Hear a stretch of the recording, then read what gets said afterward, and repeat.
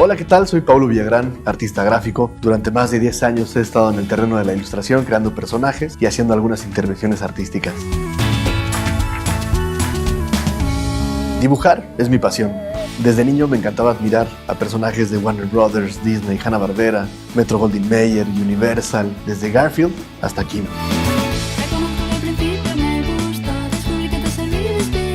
He trabajado con clientes como Telcel, Crayola, Mr. Sushi y colaborando con ilustraciones para festivales como el de Ibérica Contemporánea y Café Tacuba.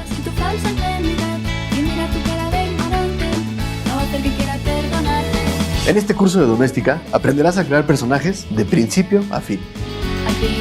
Como proyecto final vamos a crear personajes con técnicas análogas y digitales.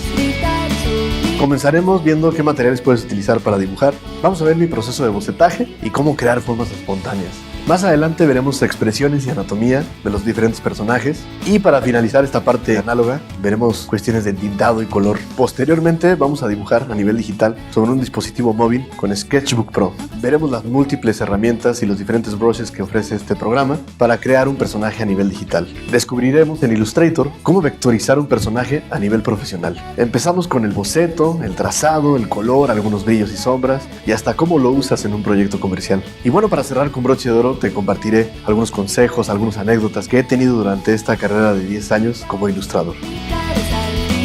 Lo único que necesitas para tomar este curso es pasión por dibujar y crear personajes.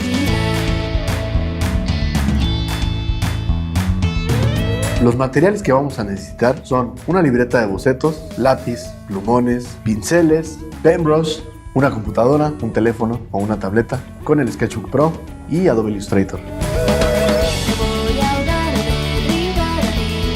Este curso va dirigido a ilustradores, diseñadores, profesionistas, estudiantes, cualquier persona que esté interesada en el mundo de la ilustración. Te invito a tomar este curso en donde aprenderás a ser ilustrador y no morir en el intento. Pasar,